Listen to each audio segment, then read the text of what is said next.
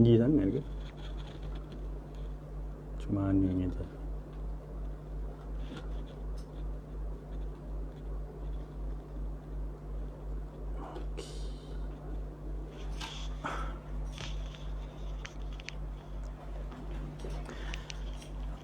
Okey. Bismillahirrahmanirrahim. Alhamdulillahirabbil alamin, arrahmanirrahim, maliki yaumiddin.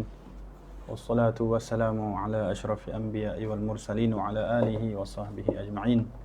Allahumma salli ala sayyidina Muhammad tibbil qulubi wa dawaiha wa sihhatil abdani wa shifaiha wa nuril absar wa diyaiha wa qutil arwah wa rizaiha wa ala alihi wa sahbihi wa barik wa sallim. Rabbi shrah li sadri wa yassir li amri wa hlul 'uqdatan min lisani yafqahu qawli wa saddid lisani wahdi qalbi bihaqqi sayyidina Rasulillah sallallahu alaihi wa ala alihi wa sahbihi wa baraka wa sallam. Allahumma salli ala sayyidina Muhammad salatan, Allahumma salli ala sayyidina Muhammad salatan yatajaddadu biha sururuhu wa yatada'afu biha huburuhu wa yashruku biha ala qulubina nuruhu wa ala alihi wa sahbihi wa barik wa sallim. Amin. Amma ba'du. Assalamualaikum warahmatullahi wabarakatuh. Pada tuan-tuan dan puan-puan yang sudi meluangkan masa pada pagi ini untuk sama-sama kita menyambung kelas kelas apa kelas astagfirullahalazim, kelas kita lah, kelas kita yang dianjurkan oleh Kubak Center. Kubak Center, klinik ngaji Kubak Center, insya-Allah. Pagi ni kelam kabut sikit lah. Saya kat rumah tu ada masalah dapur pula kan. Jadi patut tadi pukul 10, tapi duk urus tak sedar pukul 11 lambat pula, terkejar-kejar. Alhamdulillah. Ala kulli hal, segala puji bagi Allah SWT yang masih lagi memberi peluang untuk menikmati lagi hari baru,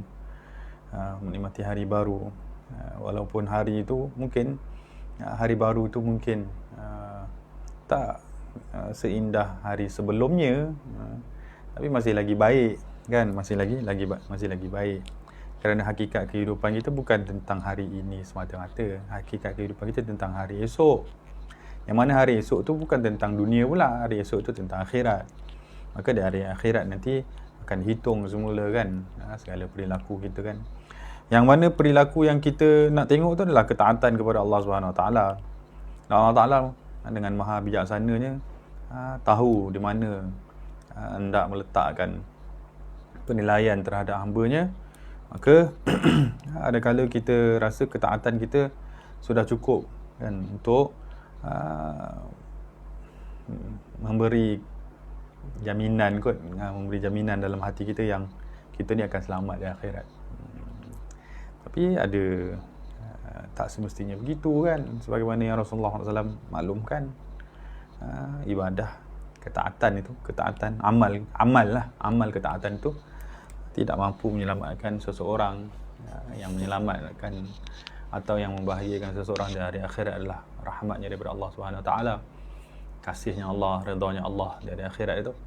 Maka di mana Allah Ta'ala memberi redanya itu daripada kadang-kadang daripada kesusahan-kesusahan atau ujian yang diberikan di dunia ni, lalu kita bersabar dengan ujian tersebut. Ketika kita redha kepada Allah yang telah memberi ujian kepada kita, yang mungkin di mata kasar kita nampak ujian tu macam menyusahkan kita, rupa-rupa ujian yang menyusahkan kita tu yang menyenangkan kita pula di akhirat. Dunia mungkin susah lah kan, ujian dunia susah sebab kita ada emosi, ada akal kita pun pendek kan. Orang yang kadang umur 60 tahun, 70 tahun pun masih lagi tak mampu menempuh sebahagian ujian, walaupun dia tahu ujian tu sebenarnya untuk kesenangan juga kan. Tak ada orang yang tak bersetuju untuk senang hari esok kena susah hari ni. Tapi tetap juga bila disusahkan dia merasa susah kan. Itu manusia dengan kedangkalan akalnya, dengan cepat melatah emosinya yang tak stabil tu kan. Dah sedar tentang hakikat-hakikat tu, tapi masih lagi belum bersedia juga untuk menerima Jadi itu hikmah daripada Allah Subhanahu Wa Taala, yang mana dia menguji kita untuk memberi kebaikan kepada kita. Maka kalaupun kita tak faham apa hikmah ujian daripada Allah, maka itu tak bermakna tidak ada hikmah kan. Cuma kita saja yang tidak faham. Tidak ada yang buruk daripada Allah, itu yang paling utama yang kita perlu kejapkan. Ada istilah kejap kan, kejapkan, kukuhkan dalam hati kita, yang mana Allah Ta'ala itu tidak akan melakukan sesuatu yang sia-sia kan terhadap diri kita lah. Alhamdulillah. Jadi saya menjawab salam pada semua telah beri salam di bahagian komen dengan lafaz Waalaikumsalam warahmatullahi wabarakatuh. Di sini ada Puan Hayati, Nur Hayati, ada Puan Siti Hajar, ada Puan Nurizita, ada Ustazah Zaimah. Ahlan wa sahlan wa marhaban bikum.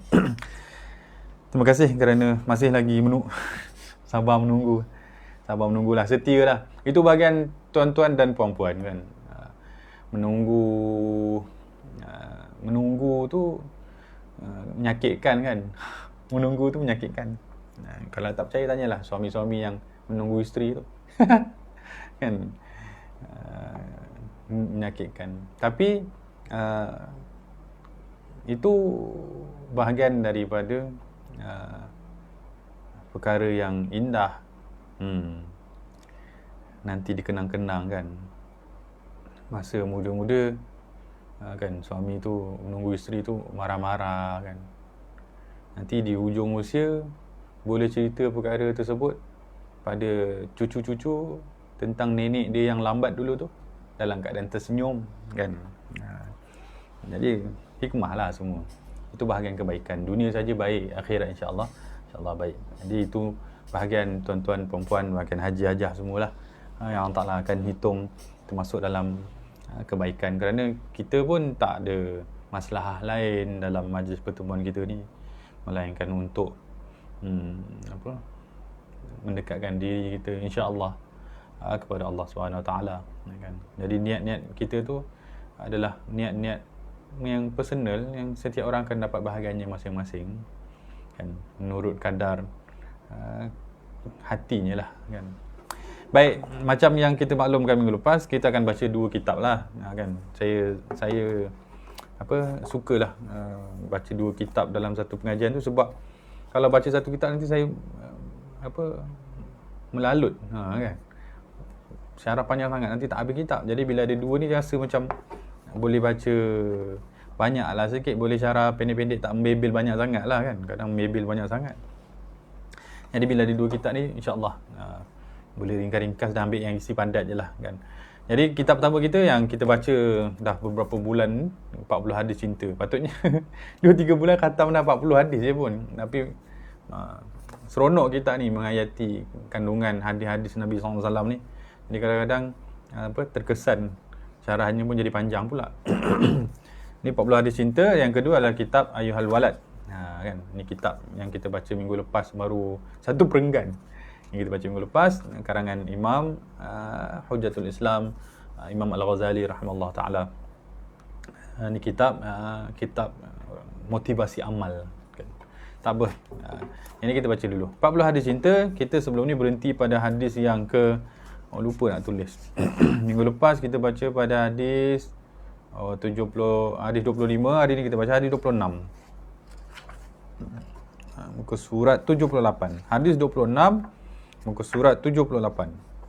Hadis 26 muka surat 78. Bismillahirrahmanirrahim. Wa bi sanadina muttasilun ila sahibul muallif syekhina wa murabbina Syekh Yusuf bin Muhyiddin Al-Bakhri Al-Hasani hafizahullah taala wa nafa'ana bi 'ilmi fid darain amin. Wa bihi qala an Abdul Muhaimin bin Abbas bin Sahal bin Sa'ad an abihi an jaddihi anna Rasulullah sallallahu alaihi wa alihi washabihi wa baraka wasallam qala ahibbu Quraisyan fa innahu man ahabbahum ahabbahu Allah azza wa jal. Daripada Sayyidina Abdul Muhaimin ibn Abbas ibn Sahal ibn Sa'ad, beliau meriwayatkan daripada ayahandanya kan, Abdul Muhaimin bin Abbas bin Sahal bin Sa'ad. Jadi Abdul Muhaimin ni meriwayatkan daripada ayahandanya Abbas. Abbas meriwayat daripada daripada ayahnya pula. Yang ni Datuk Muhaimin, jadi namanya Sahal. Jadi yang mana Sahal meriwayatkan bahawa Rasulullah SAW bersabda. Ni kita dah banyak kali kan jumpa hadis datuk riwayat pada ayah, ayah riwayat pada anak, kepada cucu tu lah.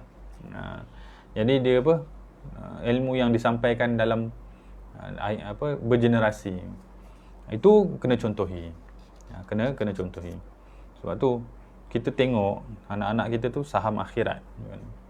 Dia tempat kita meluahkan segala kebaikan kita yang kita ingin lakukan kepada Allah SWT kan. Maksud ahli keluarga ni lah orang yang pertama mendapat kebaikan kita. Kerana atas tujuan itu juga mereka dianugerahkan kepada kita kan. Ahli keluarga ni tempat kita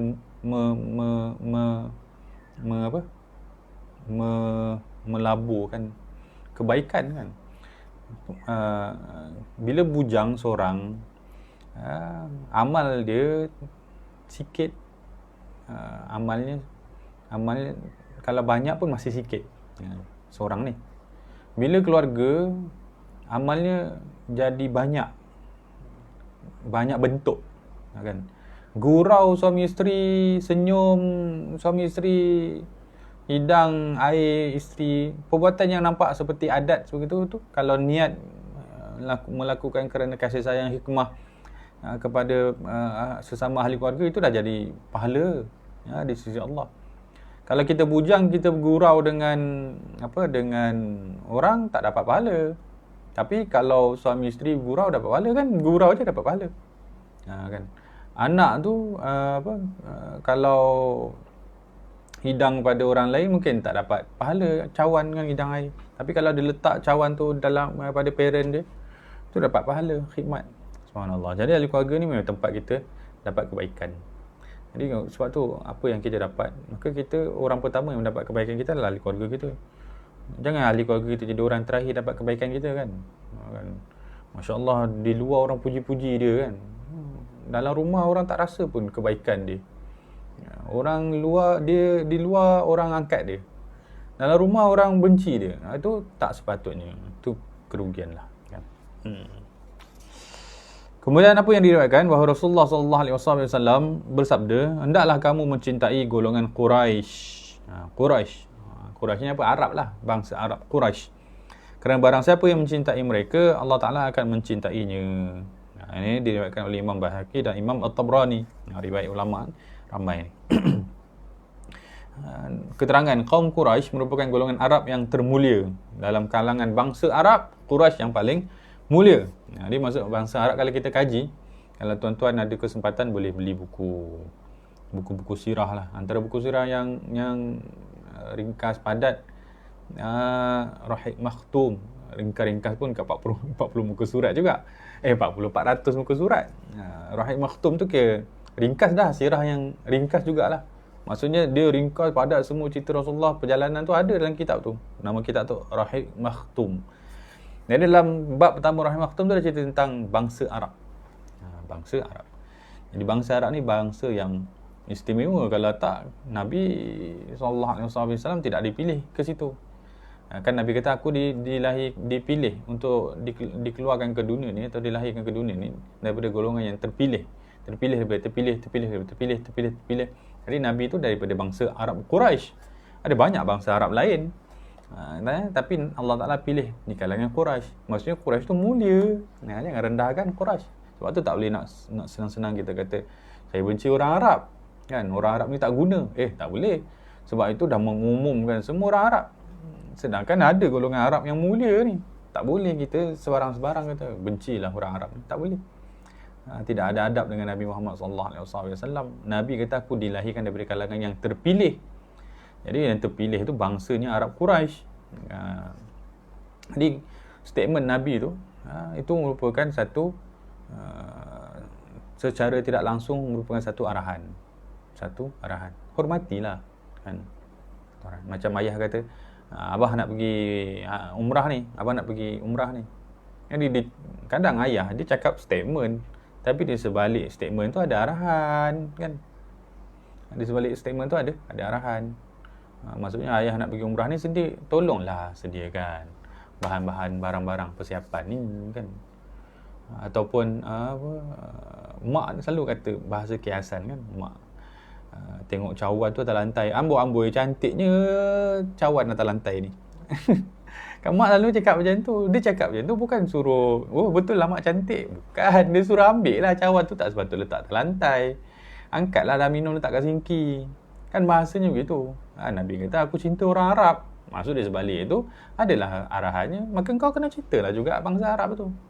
Tu begitu. Nak faham bahasa manusia kan. Jangan Nabi je cinta bahasa Arab. Kita Nabi je yang cinta Arab.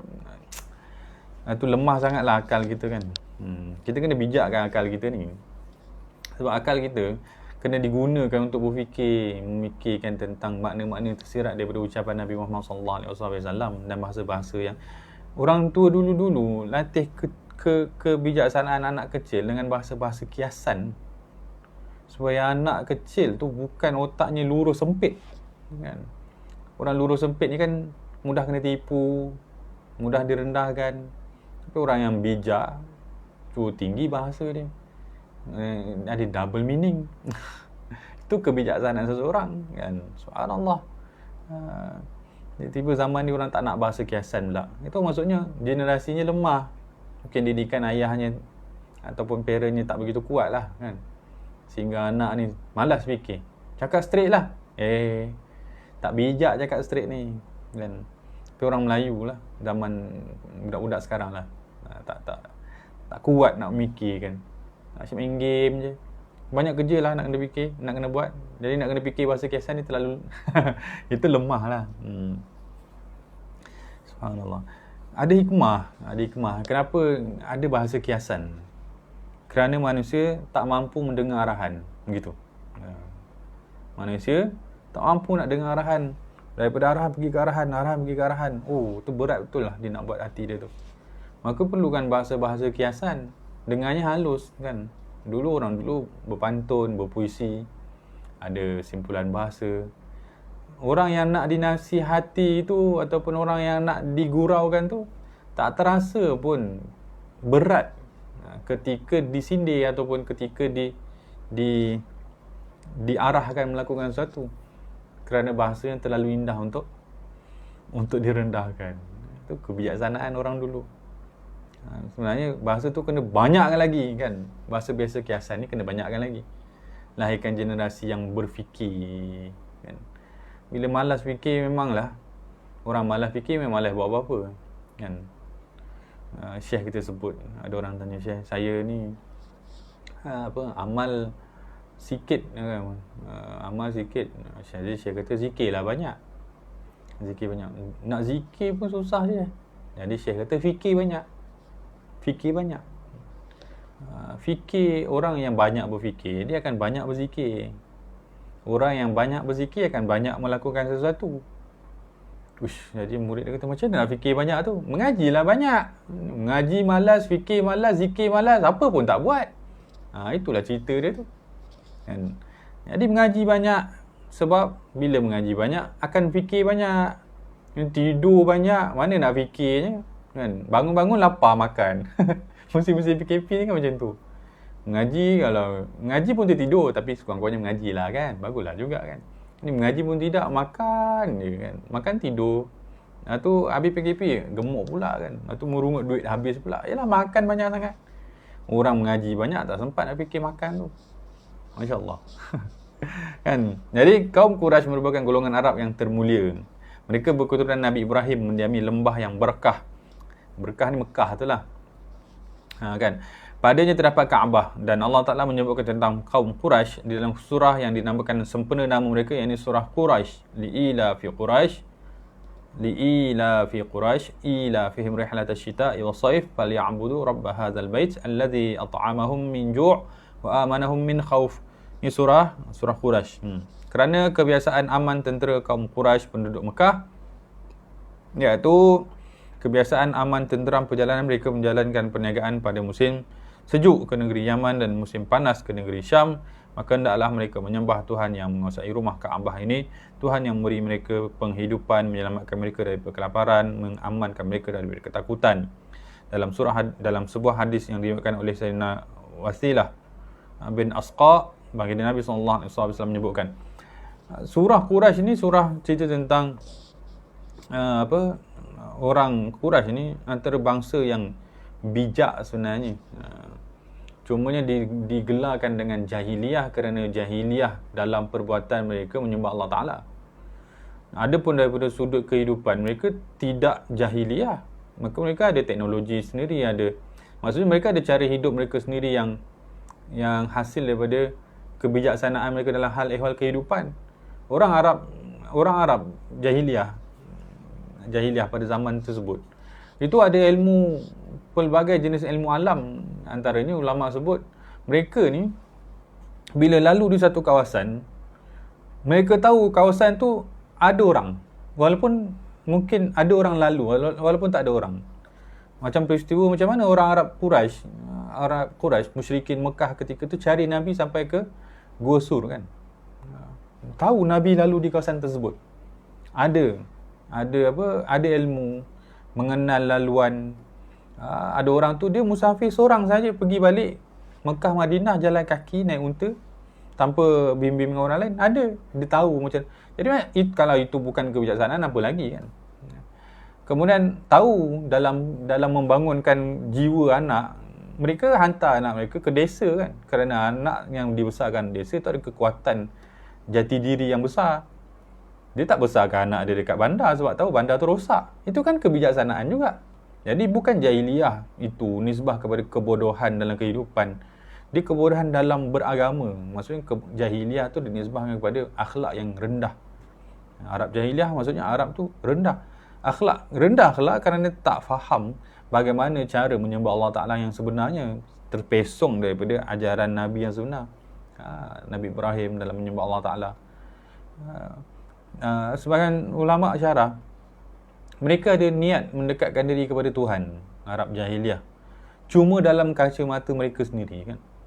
Contoh, mereka tawaf Kaabah tu dalam keadaan bogel. Ketika dia tanya kenapa, kerana dia nak jadi orang yang bersih, pakaiannya kotor. Antara yang disebutkan, mereka merasa kalau bertawaf dengan pakaian itu kotor. Jadi kalau kotor, Tuhan tak pandang. Jadi mereka buka pakaian dan tawaf supaya berada dalam keadaan bersih. Jadi asal niat dia mendekatkan diri kepada Tuhan, tapi neracanya salah kan? Dia ada fikrah yang betul, dia ada idea yang betul mendekatkan diri kepada Tuhan, bersih, supaya Tuhan pandang dia, maksudnya Tuhan suka kepada dia yang bersih tu. Tapi dalam keadaan bogel tu yang salah. Dia ada sebahagian hikmah ulama menyebut kenapa Arab jahiliyah ketika itu bunuh anak perempuan. Kerana anak perempuan simbol kelemahan. Mereka nak kuat kerana Tuhan suka kepada orang yang kuat. Tapi pandangan mereka salah. Kerana mereka bunuh anak perempuan, mereka menyakini itu mendekat diri kepada Tuhan. Tapi tidak. Tapi ada fikrah asalnya, idea asalnya untuk dekatkan diri kepada Tuhan. Cuma caranya salah, jahiliyahnya di situ. Itu adalah sebahagian daripada cara hidup orang Arab Quraisy ataupun orang Arab jahiliyah ketika itu. Itu daripada kebijaksanaan. Nak bagi tahunya, dia bukan jahil. Ini antaranya yang bijaknya adalah ketika musim sejuk pergi ke Yaman, kan? Ketika musim panas pergi ke Syam. Itu kan tahu tak statik di satu tempat kan. Dah tahu, maksudnya pandailah menyesuaikan diri dengan keadaan. Kalau orang tu lurus bodoh saja, kalau musim sejuk tak berniaga sebab sejuk, musim panas tak berniaga sebab panas, atau musim sejuk still lagi pergi ke negara yang sama saja, tak bertukar-tukar, itu bukan simbol kebijaksanaan. Orang bisnes kan orang bisnes ni orang bijak lah dalam kehidupan ni. Kerana mereka tahu macam mana nak mengadakan sesuatu yang tak ada kan. Itu kan orang bisnes ni macam tu. Benda-benda tak ada boleh jadi ada. Itu bijak lah, orang bijak. Dan dia tahu macam mana nak mengadakan tu. Boleh create. Daripada tak ada duit, ada duit. Daripada tak ada bahan, boleh cipta bahan. Itu orang yang bijak. Jadi orang bisnes ni memang orang bijak. Dan bangsa Quraisy, itu bahasa Arab tu, Mekah, Quraisy, itu memang terkenal dengan perniagaan. Jadi orang berniaga bukan orang bodoh, pandai matematik, pandai perjalanan, musafir, tahu mana nak kira jarak, nak kira kos. Jadi jangan anggap orang jahiliah tu bodoh. Yang bodoh tu adalah dalam mereka menghidupkan agama dalam diri mereka, itu saja. Sebab zaman sekarang orang kata saya Arab jahiliah bodoh-bodoh lagi. Bodoh tu kena faham lah, bukan bodoh berfikir. Mereka bijak, cuma bodoh fikir dalam hal ehwal keagamaan. Okey. Ayat surah Quraisy ni antara kelebihan dia kata ulama mendatangkan ketenangan. Jadi kalau kita rasa macam takut COVID ni kan, Syekh kita ada ajar baca surah Quraisy, kan takut rasa tak aman. Jadi kita baca surah Quraisy ni, allazi pada ayat tu surah ni jumpa pada ayat yang terakhir tu allazi at'amahum min ju' wa amanahum min khauf. Peganglah hati ni, wa amanahum min khauf, amankanlah ya Allah daripada rasa takut. Ini dibaca setiap kali lepas solat ketika rasa takut, surah Quraisy ni. Dan ada juga kata surah Quraisy ni surah memperkuatkan pergantungan kita kepada Allah SWT. Falyabudu rabb hadzal bait. Maka sembahlah Allah. Bila-bila masuk. Kan? Ingat Allah lah maksud dia. Okey, kemudian Nabi SAW bersabda, Inna Allah astafa min walad Ibrahim Ismail, wastafa min walad Ismail Bani Kinanah, wastafa min Bani Kinanah Quraisy, wastafa min Quraisy Bani Hashim, wastafa min Bani Hashim, wastafani min Bani Hashim. Allah Ta'ala telah memilih Ismail daripada anak Ibrahim. Dari Ibrahim lahir Nabi Ismail. Kemudian memilih daripada Ismail tu ada zuriat, cucu cicit yang namanya Kinanah. Kemudian daripada Kinanah Allah Ta'ala pilih Quraisy. Daripada Kinanah turun ke bawah adanya Quraisy. Quraisy tu sebenarnya nama, gelaran kepada salah seorang zuriat Kinanah, generasi yang ke bawah. Kemudian daripada Quraisy itu lahir Bani Hashim. Bani Hashim, maksud Bani Hashim ni zuriat lah kepada Quraisy tu. Kemudian dan memilih aku, kata Rasulullah, daripada Bani Hashim. Memilih aku daripada Bani Hashim. Jadi memang setengah ulama kata kita kena hafal nasab Nabi Muhammad SAW. Sekurang-kurangnya 3 atau 5. Setengah ulama kata 5. Muhammad bin Abdullah bin Abdul Muttalib bin Hashim bin Abdul Manaf bin Qusay bin Kilab bin Murrah bin Ka'ab bin Lu'ay bin Ghalib bin Fihr bin Malik. Tak ingat dah. Itu sampai kepada Nabi Ismail, Nabi Ibrahim alaihissalam. Itu kena hafal. Otak kita ni kena isi dengan perkara-perkara macam tu. Kalau tak nanti bila banyak kosong, banyak sangat nak buat review produk orang lain, nak review. Bila otak kosong ni banyak sangat fikir yang bukan. Tu masalah dia kan. Orang musim COVID duduk rumah ni macam semua benda nak komen. Kenapa semua benda komen? Sebab masa lapang banyak. Kenapa masa lapang banyak? Sebab malas nak fikir buat benda lain. Kan? Bila malas sangat nak fikir buat benda lain, sebenarnya banyak benda nak kena buat. Musim COVID ni walaupun duduk rumah, banyak benda nak kena buat, tapi malas nak buat. Nanti nak kena fikir pula kan. Jadi banyak lah. Tapi tengok Facebook, scroll-scroll, ni seronok juga ni. Jadi kita banyak buang masa. Asasnya adalah kerana tak memanfaatkan nikmat akal tu. Orang motivasi barat kan, motivator barat tu dia kata setiap hari ni barat dia kata setiap hari kita kena ada ilmu baru yang perlu kita tambah dalam akal kita ni, kerana menyegarkan akal kita ni, tak jadi kuno, bergerak maju ke depan.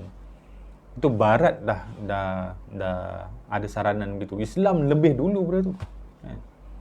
Mati jiwa seorang yang tidak menuntut ilmu. Maksudnya mati jiwa seorang yang tidak ada akalnya tak diberi makan. Mati hati seorang yang hati itu tak diberi makan. Ada makanan akal, ada makanan hati. Jadi bila mati tu yang fikir pun tak betul. Kan? Nauzubillah.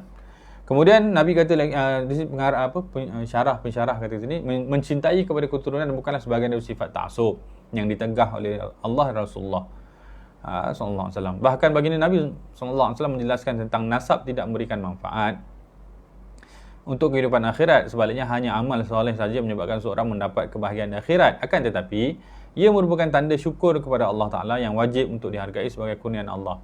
Betul, kita tak masuk syurga sebab nasab. Maksudnya kita tak masuk syurga sebab ayah kita. Tak. Kita masuk syurga kerana amal yang kita lakukan kepada ayah kita, amal gitu. Ataupun kita tak masuk syurga sebab anak kita, tapi kita masuk syurga kerana ada kebaikan yang kita telah lakukan hasil daripada anak kita tadi tu. Antara amal yang kita lakukan di dunia kan syukur. Terima kasih Allah kerana engkau masih lagi mengekalkan ibu bapa aku di dunia untuk aku melakukan ketaatan. Terima kasih Allah kerana telah kau kurniakan aku anak-anak zuriat yang ramai untuk aku ajarkan mereka tentang kebaikan. Jadi kepada ayah ada amal yang kita buat, kepada anak pun ada amal yang kita buat. Maka kita tak perlu orang luar pun untuk melakukan ketaatan, kebaikan kepada Allah. Jadi sebab tu Uwais Al-Qarni kan tak jumpa Nabi tapi wali besar di zaman. Maksudnya Nabi dah puji dia. Apa yang dia buat? Hanya khidmat kepada ibu. Tak keluar rumah, tak bercampur dengan orang. Sampai orang kata ni orang gila, duduk sekolah ni orang lemah, tak dikenal pun. Tapi namanya disebut di langit. Namanya disebut oleh Rasulullah. Kan? Kenapa? Sebab dia memanfaatkan nikmat keluarga tu. Kita sibuk nak buat kebaikan untuk orang lain. Tapi ahli keluarga kita abaikan. Kita tak pandai lah maksudnya. Kenapa ada ruang ketaatan yang senang untuk kita buat, kita pilih yang jauh? Selalu orang tanya saya, ada tak tempat nak bagi sedekah? Ada, sentiasa ada kan. Tapi kita tanya dulu, bagilah dulu pada yang dekat. Ahli keluarga ke, sepupu ke, ataupun adik-beradik ke kan, ibu bapa ke. Dia kata dah bagi dah. Tak boleh, tapi tak boleh bagi selalu. Ada ayat tu kan. Ada dah tapi tak boleh bagi selalu. Oh, kenapa pula nanti kalau bagi selalu nanti mua kan, istilah mua. Maksudnya nanti jadi biasa sangat kan. Dah bagi sekali nanti nak minta lagi kan. Jadi kena bagi sekali-sekala je. Oh, ada istilah macam tu pula kan. Sebab kita takut hilang. Sebab tu kita memilih nak bagi, kita bagi pada orang jauh sebab nanti orang jauh tak minta dah. Kan, boleh buat tak kenal. Tak mahu pula kalau bagi ikut bank in, tak ada siapa tahu. Tapi kalau bagi pada ahli keluarga nanti tahu pula kita bagi, minta je bagi. Takut nanti tak bulan datang lagi. Itu kelemahan lah. Sedangkan situlah ruang ketaatan yang Allah Ta'ala bagi pada kita untuk kita buat. Kerana dunia ni ganjaran yang besar adalah yang paling susah dalam menyelesaikannya, melakukannya kan. Nak bagi sedekah paling susah, isteri tu nak bagi pada suami tu paling susah nak bagi. Tetapi situlah ruang pahala paling banyak. Sebab memisahkan kecintaan dunia dia cinta dunia dia kepada benda. Menambahkan cinta dia kepada Allah dengan melakukan kebaikan kepada suami dia. Suami saya yang patut bagi saya duit, bukan saya yang bagi dia duit. Tapi kalau kau bagi dia duit, kau dapat pahala lebih pula. Tak apalah, orang lain banyak lagi lah. Nanti kalau pahala daripada orang lain pun boleh. Akhirnya kita memilih untuk buat apa yang kita nak, bukan kita memilih buat apa yang kita perlu. Kita nak buang kikis ketidakyakinan kita kepada Allah yang harta ini diberi kerana kita minta. Bukan, harta ni kita dapat kerana Allah Ta'ala bagi. Bila Allah Ta'ala bagi, maka bila-bila je dia boleh bagi. Tapi kita sangka harta ni kita dapat kerana kita minta. Kerana kita minta, ya Allah nak rumah, Allah Ta'ala bagi rumah, ya Allah nak duit, Allah. Tak, tanpa kita minta pun Allah Ta'ala boleh bagi. Ni nikmat tangan lupa minta kekal, tapi setiap hari ada. Sedangkan daripada minta duit pun minta tangan. Kan? Ada duit tapi tak ada tangan, tak boleh belanja pula. Tapi lupa nak minta tangan ni dikekalkan, tapi minta duit dibanyakkan. Kita pun tak faham juga mana lagi penting. Jadi memang kadang-kadang manusia tu menyangka dia dapat kerana itu bahagian dia. Bila dia rasa itu dia punya, maka memang dia takut hilang. Dia sendiri nak catu. Biar saya yang catu. Dan kan kadang-kadang datang kucing tepi kita tu, itu sebenarnya bahagian ujian daripada Allah. Setelah aku bagi pada kau nak bagi tak pada dia? Bagilah, bagi tulang je. Okeylah, bagilah juga kan. Tapi bukan tulang yang sepatutnya kita bagi. Kita patut gigit sikit bagi dia banyak. Contohlah. Maksudnya susah. Pelajaran adalah melatih diri. Melatih diri untuk melakukan ketaatan. Supaya ketaatan tu berdiri di atas ketulusan kepada Allah Ta'ala. Kan? Bukan buat bila masa lapang. Bila nak. Kan? Orang tak mampu konsisten melakukan satu ketaatan kalau dia fikir bila ada lapang baru buat. Saya dah niat dah nak ngaji, tapi bila ada lapang nanti baru saya Saya ambil Quran lah. Memang tak ada lah. Mana ada. Tuhan ni orang tak nak dia, maka Allah Ta'ala akan sibukkan dia dengan perkara yang lain. Kan? Tuhan, orang yang tak nak mendekatkan diri kepada Allah, Allah Ta'ala akan sibukkan dia kepada benda lain. Itu sahaja. Kita jangan sangka kita tak dapat lakukan satu ketaatan kerana kita tak dipilih oleh Allah. Tak. Kita tak dapat lakukan sebab kita yang mula dulu tak nak buat. Kita beramal ketika dia masih lapang. Lepas tu kita tanya, macam mana saya nak konsisten? Mana boleh. Patutnya kita lapangkan masa kita untuk ketaatan tu, barulah konsisten. Ini tunggu masa kosong. Memang tak lah. Tapi baguslah juga kan. Masih baik daripada tak buat langsung kan? Masih baik. Jadi memanglah ada tarbiyah daripada ulama menyebutkan susun masa. Kalau kita dalam sehari tak boleh habiskan 30 juzuk, memang tak boleh lah kan. Maka sekurang-kurangnya sehari bacalah 1 juzuk. Kan, lapangkan waktu, susun ada satu hari satu. Kalau satu hari 1 juzuk tak boleh, lapangkanlah masa untuk dibaca satu hari 1 muka. Lapangkan masa, peruntukkan masa. Susunlah satu hari 1 muka. Kalau satu hari 1 muka tak dapat, lapangkan masa 2 hari 1 muka. 2 hari 1 muka.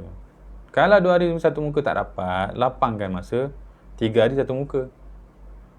Kalau 3 hari 1 muka tak dapat, lapangkanlah masa biar 1 hari 1 ayat. Sampai tak macam tu, asalkan kita buat. Asalkan kita buat. Mulalah walau selangkah. Itu sahaja. Langkah-langkah kecil dalam kehidupan tu penting kan. Kerana situlah tanda yang kita ni maju ke depan. Kalau tunggu langkah besar, mungkin tak gerak-gerak. Ada orang buat dekat Facebook tu, dia buat perbandingan apa tu, tangga tu ada 2 tangga. Satu tangga tu dia jauh-jauh, anak tangga tu, tempat pijak tu jauh-jauh. Satu tangga lagi rapat-rapat. Jadi orang yang ada tangga yang jauh-jauh tu, susahlah kan. Dia nak panjat atau nak ambil masa nak pergi ke satu lagi tu tinggi. Jadi masa perjalanan tu nak naik tu susah. Tapi ada satu lagi tangga tu, anak tangganya rapat-rapat. Jadi orang yang naik tu laju. Langkah kecil-kecil. Dalam kehidupan kita macam tu lah. Kita tak mampu nak berzikir 1000 satu hari. Jangan ikut orang yang dah biasa buat. Saya pernah jumpa, Masya Allah, Alhamdulillah lah. Orang yang berzikir satu hari 500,000 Subhanallah, Alhamdulillah. 500,000 tu, banyak dia, masa dia tu kan. 500,000 tu banyak tu, Masya Allah. Saya nak habis 1,000 pening. 100 nak habis pun kadang-kadang pening. Tapi 500,000, Masya Allah. Tapi kalau tak mampu buat 500,000, janganlah tak buat langsung, walau 10. 5 pun susah. Jadi kena susun masa. Biar bergerak perlahan-lahan daripada tak bergerak langsung. Kena sedar-sedarnya dah bergerak laju je. Sebab dah biasa bergerak perlahan kan. Dalam video tu, dalam gambar tu, orang tu, sebab tangga tu rapat-rapat, jadi dia boleh laju lah. Kan? Masya Allah. Ya Rab. Jangan macam Qiyamul perdana sekolah kan. Setahun sekali budak tu buat, tak tidur malam dia. Tahun depan baru buat balik. Itu susah lah kan. Itu anak-anak lah.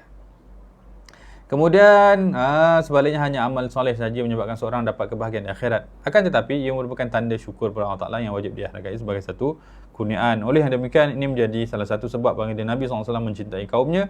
Dan adalah bagi umat Nabi SAW untuk mencintai, melainkan apa yang dicintai oleh Nabi SAW. Maka orang yang mencintai apa yang dicintai oleh Nabi SAW, maka akan dicintai oleh Allah Subhanahu Wa Ta'ala. Secara umumnya, kita boleh faham daripada hadis ni, jangan benci sesiapa. Jangan benci sesiapa. Dan cintailah orang yang Nabi cinta. Jangan benci sesiapa. Kalau tak nak cintai semua, jangan benci sesiapa. Tapi kalau nak mencintai, maka cintailah orang yang Nabi cinta. Adakah orang yang tak Nabi cinta? Tak ada. Nabi cinta semua makhluk Allah, kerana semuanya daripada Allah SWT. Tapi dah ramai makhluk Allah itu yang Nabi paling cinta adalah orang Islam. Daripada ramai orang Islam yang Nabi cinta itu adalah orang soleh. Daripada ramai orang soleh yang Nabi cinta itu adalah orang bertakwa. Daripada ramai orang bertakwa tu Nabi cinta adalah dipendekkan adalah para sahabat. Sampailah kepada Sayyidina Abu Bakar radhiyallahu anhu. Jadi kalau Nabi cinta semua, kita belajarlah mencintai semua. Dan semua ni adalah cermin kita dalam hubungan kepada Allah Subhanahu Wa Taala. Okey, habis itu kitab 40 Hadis Cinta kita baca sikit. Ayuhal walad. Bismillahirrahmanirrahim, muka surat 1. Jadi disebutkan sini oleh pengarang dalam bahagian mukaddimah ni. Mana tadi? Ketahuilah olehmu bahawasanya apa jua cabang nasihat itu maka adalah berasal daripada sumber kenabian. Maksudnya semua nasihat itu berasal daripada Al-Quran dan hadis Rasulullah SAW. Oleh kerana itu, apabila telah sampai kepadamu satu nasihat yang berasal daripada sumber ini, maka apa perlunya lagi engkau kepada nasihat saya? Dan apabila masih belum sampai kepadamu satu nasihat daripada sumber ini, maka sebenarnya ilmu-ilmu apa yang telah kau pelajari selama ini? Ini ayat kiasan tinggi lah daripada Imam Ghazali kepada anak muridnya. Dia ada anak murid beliau, bila balik kampung, dah habis mengaji berapa belas tahun, balik kampung. Bila balik kampung, dia terasa apa yang dia belajar tu terlalu banyak untuk diamalkan. Jadi dia tulis surat kepada Imam Ghazali. Ni asalnya surat ni, buku yang asalnya surat. Tulis kepada Imam Ghazali surat, wahai Syekh, tolong beri panduan kepada saya. Daripada banyak ilmu yang saya belajar tu, apa yang patut saya buat? Yang mana yang patut saya pilih untuk saya buat? Kerana banyak sangat yang kena buat kalau daripada ilmu yang dah belajar tu. Jadi tolonglah bimbing. Daripada perbuatan anak murid Imam Ghazali tu, kita ambil pelajaran.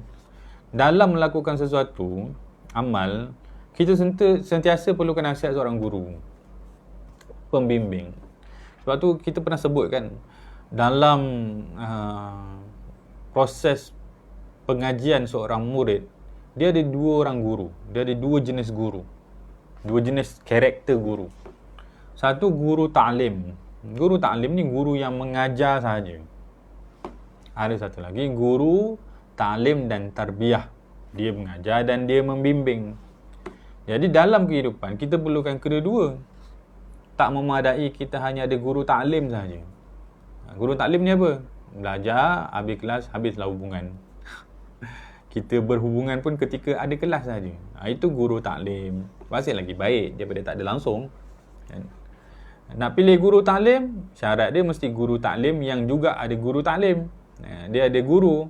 Kita tak bolehlah belajar daripada orang yang tak ada guru. Zaman ni pelik tau. Zaman ni orang nak jadi guru tapi tak pernah jadi murid kan.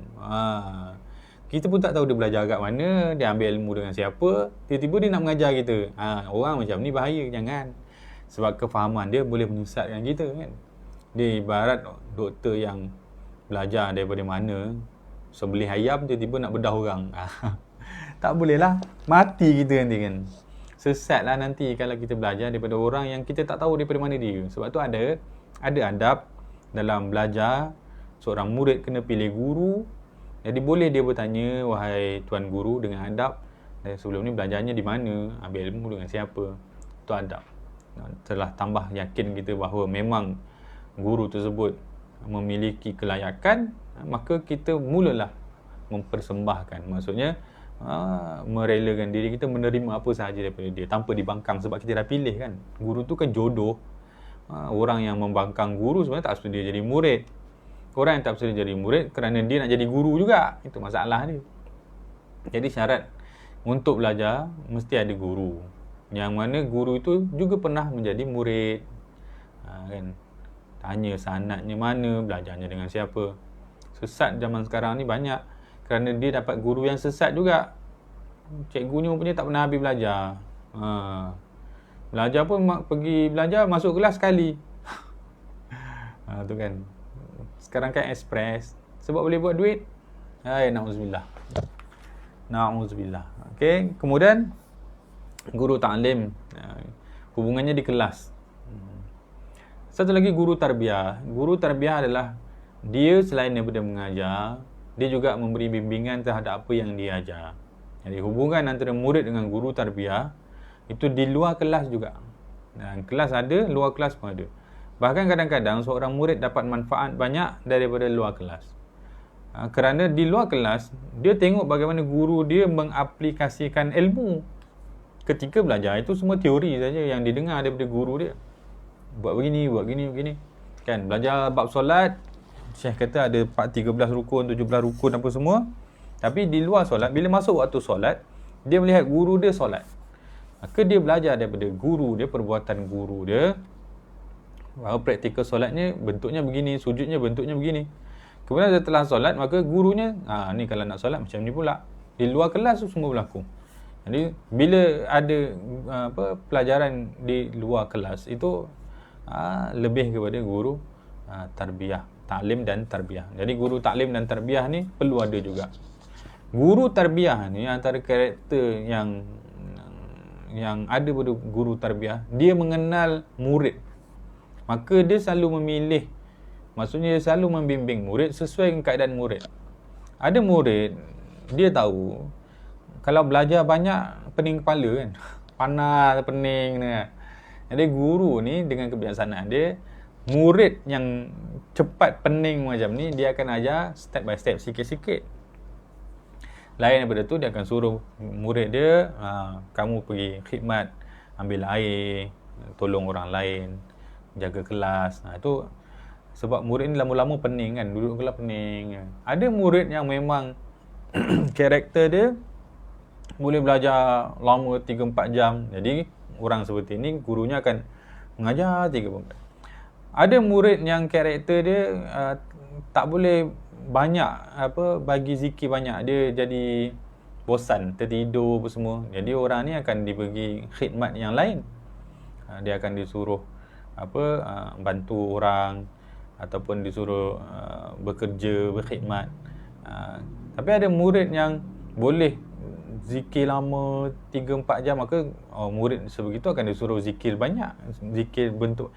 Jadi guru ni dengan karakter, dengan kebijaksanaan dia mengenal karakter murid. Jadi dia tahu murid dia dengan kebijaksanaan murid dia, dengan kemampuan murid dia akan pilih amal yang sesuai dengan diri murid tersebut. Mana guru ni tahu ni? Sebab dulu dia pernah ditarbiyah sebegitu. Dia pun guru dia buat begitu. Maka pengalaman di tarbiyah itu diturunkan juga. Sebab Nabi SAW mengajar sahabat bukan dalam kelas halaqah majlis ilmu saja. Nabi bercampur dengan sahabat di luar juga dalam kehidupan para sahabat. Nabi masuk dalam kehidupan para sahabat. Samalah, sahabat masuk dalam kehidupan murid mereka. Tabi'in masuk dalam kehidupan murid mereka. Tabi'in. Jadi bukan sekadar mengajar dalam kelas, tapi mengajar tentang kehidupan juga.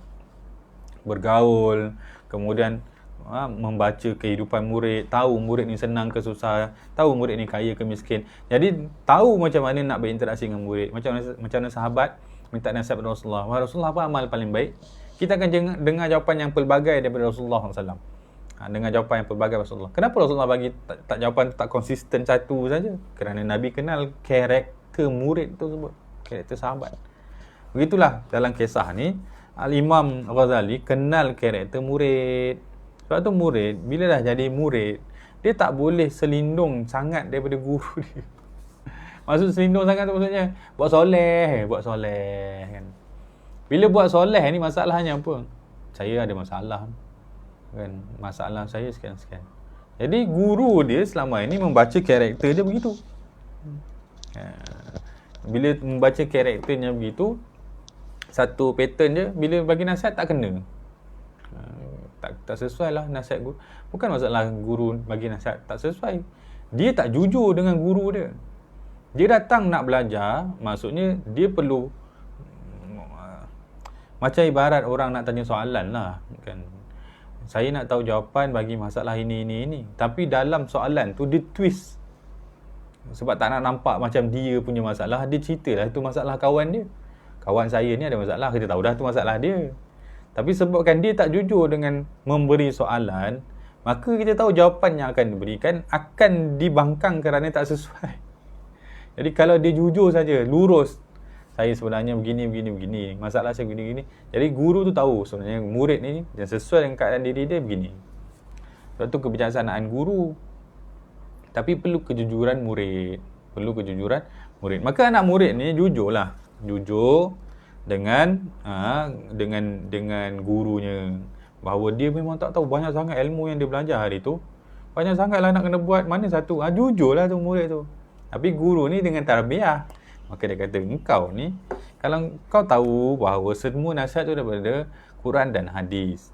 Kalau kau dah tahu semua nasihat daripada Quran dan hadis, kau tak perlukan pun nasihat daripada aku. Tu guru dia. Trigger lah. Katakan. Sebenarnya, bacalah balik, tengok apa dalam konten yang kau belajar dulu tu. Tapi kalau kau tak faham apa yang ada daripada Quran dan hadis, jadi guru dia tanya, selama ini kau buat apa? Yang kau duduk 12 tahun dengan aku tu, kau buat apa? Kan? Apa yang telah kau belajar lama ni? Itu nak tegur murid lah tu. Bahasanya halus sangat. Kan? Semua nasihat yang kau nak, itu semua dalam Quran dan hadis. Kau tak perlukan nasihat aku. Tapi kalau kau tak faham apa dalam Quran dan hadis, apa yang kau belajar selama ini? Jadi maksudnya, bila belajar Quran dan hadis, sebenarnya kita belajar bagaimana mengaplikasikan Quran dan hadis tu. Kita bukan belajar wording tu. Sebab tu orang bila belajar, maksudnya adalah keinginan belajar lafaz-lafaz hadis, lafaz daripada Quran, nak faham akal saja, tak mampu dia. Kerana akalnya terlalu kecil. Jadi kita nak ambil manfaat daripada apa yang kita belajar daripada lafaz tersebut. Apa sebenarnya yang Quran nak daripada itu, yang kita tujuan kita belajar tu? Apa sebenarnya yang kita nak ambil daripada Quran tu? Nasihat apa? Bukan kita sekadar nak baca ayatnya. Kadang orang belajar bahasa Arab nak faham Quran. Bukan nak faham Quran, bukan nak faham lafaz. Kita nak faham konten. Nak faham konten tu bukan belajar. Yalah, tapi kena belajar lah kan. Tak belajar pula kan. Bukan belajar semata-mata lafaznya, tapi kita belajar konten juga. Sebab yang paling penting daripada pengamalan adalah nasihat yang hendak dilakukan. Dan nasihat yang hendak dilakukan tu perlu kepada memahami makna. Jadi tujuan guru adalah merungkai makna tersebut. Jadi sebenarnya guru ni tempelaklah murid dia. Kalau kau tak dapat apa yang kau minta ni sebelum ni, maksudnya waktu kelas tu kau fikir apa. Tapi sebenarnya guru ni memang kasih sayang. Kadang-kadang sindiran dia bukan untuk merendahkan semangat murid, tapi untuk menyedarkan murid. Sebenarnya kau baik, bijak, tapi kau kena pusing sikit. Tu kebijaksanaan guru lah tu. Tu guru jujur, murid jujur. Kan? Kalau guru tak jujur, murid tak jujur, hancurlah agama ni kan. Nauzubillah. Kalau kita rasa kita tak sesuai dengan seseorang guru, setelah kita jujur kepada dia, kita minta kepada Allah SWT untuk temukan dengan guru yang baru. Itu adab. Macam mana kita masuk dengan cara baik, kita kena keluar cara baik. Ini kita dah masuk kelas dia, lepas tu kita rasa dia tak sesuai untuk kita, kerana emosi kita rasa macam tu. Jadi kita terus nak keluar. Tak boleh, salah adab dia. Orang yang tidak menghormati satu sumber ilmu, maka dia tidak akan menghormati mana-mana sumber ilmu. Itu dalam kata-kata ulama' dalam dunia pentarbiahan murid. Kalau dia tak mampu hormat seorang guru, maka dia tak akan mampu hormat mana-mana guru pun. Apa menghormati guru ni kat mana? Menghormati ilmu yang ada dalam jiwa guru tu.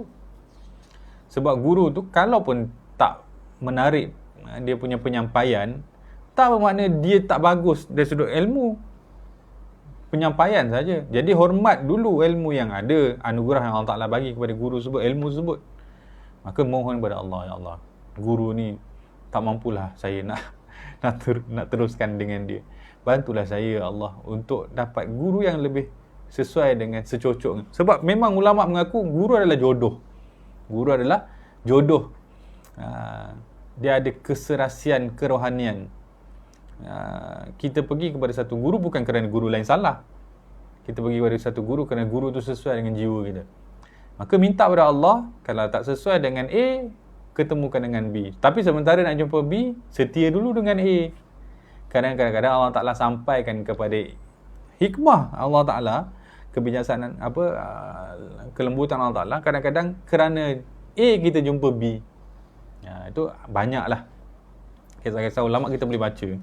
Macam mana seorang murid tu Allah Ta'ala bimbing daripada bertemu dengan guru A yang bawa dia bertemu dengan guru B. Asalkan dia jujur. Kita ni dapat apa kita nak, itu kita kena faham. Kalau kita minta kepada Allah Ta'ala dunia, Allah Ta'ala akan hala kita pada guru yang mengajar kita tentang dunia. Kalau kita nak akhirat, Allah Ta'ala akan bimbing kita kepada guru yang mengajar kita kepada akhirat. Jangan kata kita jumpa guru dunia, kita jumpa guru yang salah. Tak, kita jumpa guru yang salah sebab mungkin ada niat kita yang salah. Kita nak masyhur, jadi Allah Ta'ala ketemukan kita dengan guru yang salah. Sebab guru yang salah tu kadang-kadang lebih masyhur daripada guru yang betul. Kan, nauzubillah. Wallahu alam. Tu habislah. Kan, habis dah masa kita dah. Nanti kita sambung yang seterusnya minggu depan dengan 2 kitab ni. Dalam tajuk nasihat yang kedua, insya-Allah. Wallahu alam. Terima kasih kepada tuan-tuan puan-puan semua yang sudi luangkan masa pada pagi ni. Dah masuk tengah hari dah pun, pukul 12 dah. Kan, boleh dah siap-siap masak. Insya-Allah panjang umur, nanti kita jumpa lagi. Jangan lupa untuk doa kepada Allah, sama-sama kita doa kepada Allah moga Allah Taala segerakan diangkat ujian ni, Covid ni kan. Moga cepat-cepat hilang lah. Boleh kita sama-sama mengimarahkan lagi pengajian, mengimarahkan lagi amal-amal kerohanian. Bila buat ramai-ramai ni semangat sikit kan. Doa Allah Ta'ala moga dimudahkan segala urusan. Jaga SOP semua kan, jaga kesihatan. Jangan lupa makan banyak vitamin. Wallahu alam. Terima kasih kerana luangkan masa. Moga Allah Ta'ala balas apa yang kita buat hari ini di akhirat dengan ganjaran yang besar. Wassallallahu ala sayyidina Muhammad wa ala alihi wa sahbihi wa baraka wasallam. Alhamdulillahirabbil alamin. Assalamualaikum warahmatullahi wabarakatuh.